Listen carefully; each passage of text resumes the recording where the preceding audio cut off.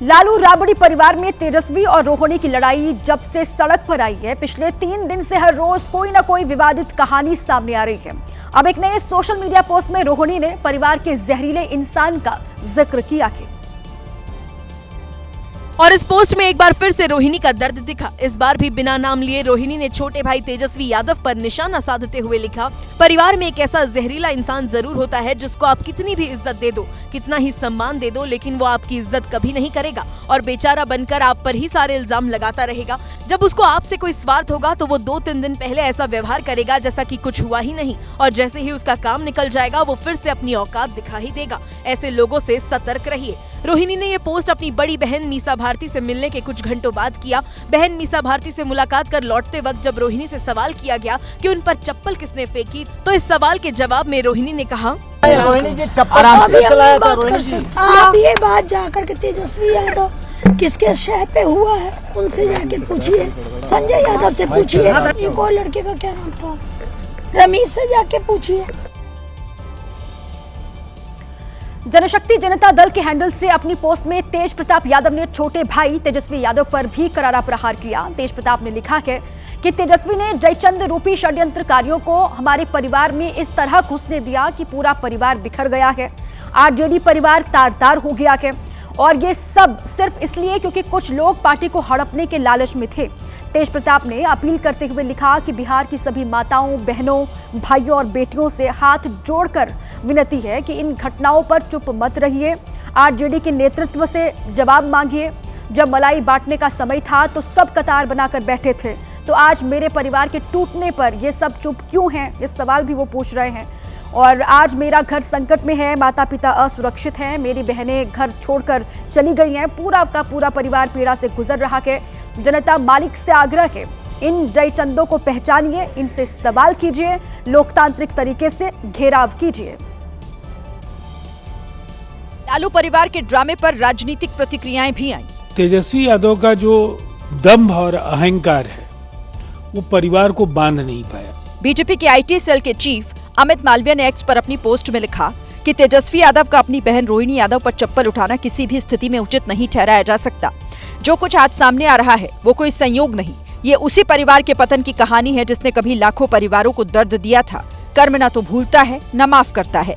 इस मामले पर केंद्रीय मंत्री जीतन राम मांझी ने कहा, बहनों को विशेष करके तरजीह दी जाती है, लेकिन तेजस्वी प्रसाद किस जरूरियत में इस तरह का काम किए हैं ये जांच का विषय है। उस परिवार में बेटी को जो अपमानित करने का काम कोई तीसरा आदमी करे, हमें नहीं लगता है लालू जी इसको सहन करेंगे। रोहिणी आचार्य का विवाद अब लालू परिवार से निकलकर सड़क पर आ गया है। आज पटना में लालू यादव के आवास पर कुछ कार्यकर्ता पहुंच गए और रोहिणी आचार्य के समर्थन में नारेबाजी वहां शुरू कर दी।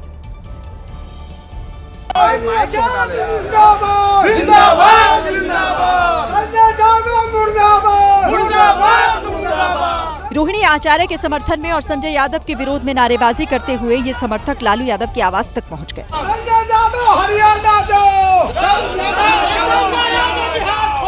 इन कार्यकर्ताओं को दुख है कि किसी बाहरी व्यक्ति के चलते लालू यादव का परिवार बिखर रहा है। लालू जी का परिवार जो टूट रहा है, राजद का जो हालत है, इसके अकेले संजय यादव जिम्मेवार है। ये आरजेडी समर्थक काफी देर तक लालू के आवास पर इसी तरह हंगामा करते रहे। इस बीच एक वरिष्ठ नेता इन्हें चुप कराने की कोशिश करते भी देखे गए। तेजस्वी और रोहिणी विवाद के बीच आरजेडी की पटना में बैठक हुई और इस बैठक में आरजेडी के विधायकों ने तेजस्वी को विधायक दल का नेता यानी नेता प्रतिपक्ष चुन लिया है। आरजेडी की बैठक में लालू यादव, राबड़ी देवी, तेजस्वी यादव और रोहिणी की बड़ी बहन मीसा भारती भी शामिल हुई। यही नहीं, रोहिणी जिस संजय यादव को टारगेट कर तेजस्वी पर भी सवाल उठा रही है, वो संजय यादव भी बैठक में शामिल थे। पार्टी के वरिष्ठ नेताओं और विधायकों के साथ तेजस्वी ने पार्टी से जुड़े मुद्दों पर चर्चा की, हार पर मंथन किया और एक सुर में तेजस्वी को फिर से विधायक दल का नेता चुन लिया गया। निर्वाचन हुआ विधायक दल के नेता के रूप में। राजद एक परिवार है, हम नहीं जानते हैं कौन क्या कर रहा है, लेकिन संजय पार्टी के एसेट हैं जी, संजय पार्टी के एसेट हैं, मैं जो जानता हूँ। एक तरफ लालू परिवार में रार है तो वहीं दूसरी तरफ बिहार में नई सरकार की शपथ ग्रहण को लेकर तैयारी तेज हो गई है। नीतीश कुमार ने राज्यपाल से मुलाकात की लेकिन मुख्यमंत्री पद से इस्तीफा नहीं दिया गया। राज्यपाल के पास जाने से पहले नीतीश कुमार सचिवालय पहुंचे, जहां कैबिनेट की आखिरी बैठक हुई और नीतीश कुमार के नेतृत्व के प्रति आभार प्रस्ताव भी पारित किया गया। मंत्रिपरिषद ने मुख्यमंत्री जी को बधाई देते हुए उनके प्रति आभार प्रकट किया कि उनके नेतृत्व में आज एनडीए अपने सफलता के चरम पर पहुंचा हुआ है।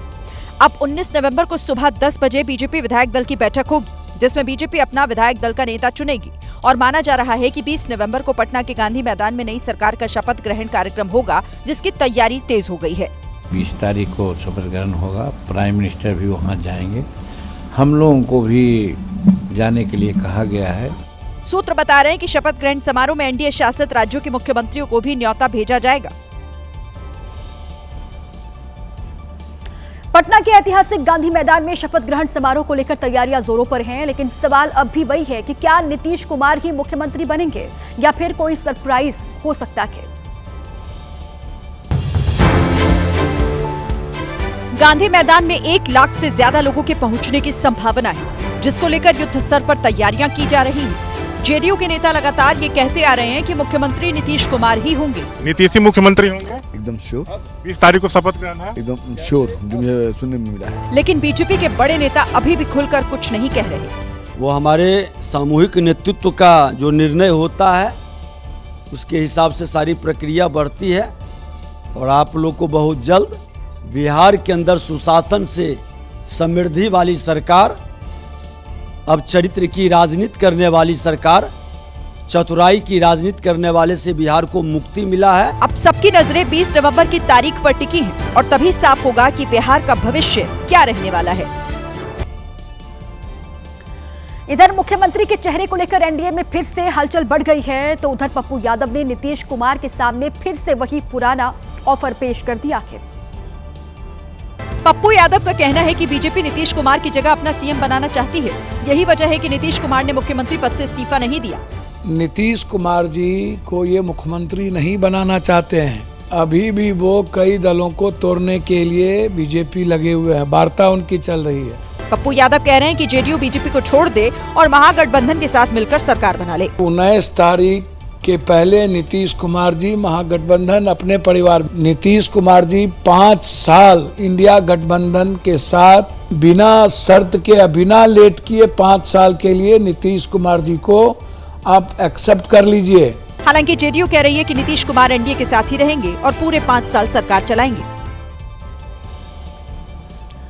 बिहार विधानसभा चुनाव के नतीजों को लेकर अलग अलग प्रतिक्रियाएं लगातार सामने आ रही हैं। इस बीच कांग्रेस नेता प्रियंका गांधी के पति रॉबर्ट वाड्रा और निर्दलीय सांसद पप्पू यादव ने चुनाव आयोग की निष्पक्षता पर सवाल उठाए हैं। इंदौर पहुंचे रॉबर्ट वाड्रा ने इशारों ही इशारों में बिहार में दोबारा चुनाव कराने की मांग कर डाली। उन्होंने साफ कहा कि अगर बिहार में दोबारा बैलेट पेपर से इलेक्शन हो तो नतीजे कुछ और होंगे। बिहार की जनता असल में खुश नहीं है। जो हुआ है बिल्कुल वो ईसी के वजह से हुआ है, ईसी ने मदद की है। वहीं निर्दलीय सांसद पप्पू यादव ने महागठबंधन की हार के लिए जिम्मेदार चुनाव आयोग को ठहराया। 6 तारीख को हर लोगों के अकाउंट में पैसे गए, तो हम हारे नहीं है, हराए गए।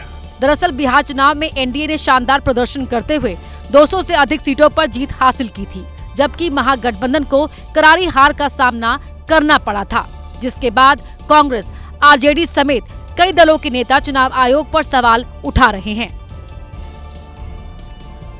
और इसी बीच एक बड़ी खबर है, आपको बता दें, केंद्रीय मंत्री पीयूष गोयल ने सीएम योगी की तारीफ की है। व्यापार के लिए यूपी आदर्श राज्य है। पीयूष गोयल की ओर से कहा गया है यूपी की कानून व्यवस्था सर्वोच्च स्तर पर है इस वक्त, और इसके लिए पीएम मोदी और सीएम योगी आदित्यनाथ को श्रेय जाता है। पीयूष गोयल की ओर से ये बातें कही गई है। Chief Minister Yogi Adityanath, under the guidance of Prime Minister Modi, has completely transformed Uttar Pradesh. He's made it a place to do business in. He's brought in law and order of the highest level. Infrastructure is world class.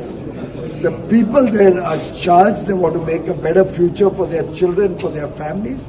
and the state has a very, very bright future. Bihar में 5 सीटें जीतने के बाद अब असदुद्दीन ओवैसी की नजर UP पर है। एआईएमआईएम की ओर से ऐलान हो गया है कि पार्टी यूपी की 200 सीटों पर चुनाव लड़ने की तैयारी कर रही है।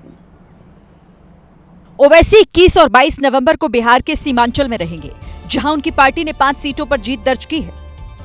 इधर ओवैसी के सीमांचल जाने से पहले ही एआईएमआईएम के यूपी अध्यक्ष शौकत अली ने दावा कर दिया कि वो 200 सीटों पर चुनाव लड़ने की तैयारी कर रहे हैं।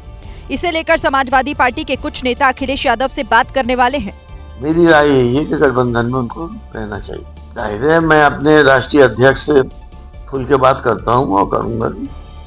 उधर कांग्रेस लगातार ओवैसी पर हमलावर है। और हमारी ये भी समझदारी है कि एमआईएम एक दक्षिणपंथी संगठन है। कांग्रेस के नेता ने कहा कि जिस तरह बीजेपी एक विशेष वर्ग के जज्बात को भड़काकर सियासत करती है, वही काम ओवैसी भी करते हैं। बिहार विधानसभा चुनाव के बाद अब सभी की नजरें मुंबई की तरफ घूम गई हैं, जहां बीएमसी के चुनाव होने वाले हैं जल्द ही, और इसे लेकर महाविकास अघाड़ी में दरार नजर आ रही है। शनिवार को कांग्रेस के चुनावी प्रभारी रमेश चेन्नथिला की अगुवाई में मुंबई कांग्रेस की बैठक हुई, जिसमें घोषणा की गई कि बीएमसी का चुनाव कांग्रेस अकेले दम पर लड़ेगी। मुंबई कांग्रेस कमेटी ने यह तय किया कि हम इस मुंबई कॉर्पोरेशन के इलेक्शन में आगे ला रहे हैं। अब उद्धव गुट कह रही है कि कांग्रेस की हालत बिहार जैसी हो जाएगी। बिहार में आरजेडी ने आपको सहयोग किया, आरजेडी बेचारी 30 के नीचे आ गई। उत्तर प्रदेश में अखिलेश यादव जी ने सहयोग किया, अखिलेश जी की देख लीजिए हालत।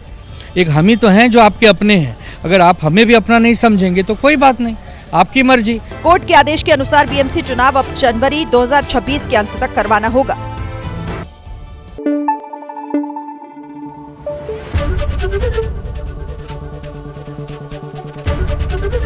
एबीपी न्यूज आपको रखे आगे।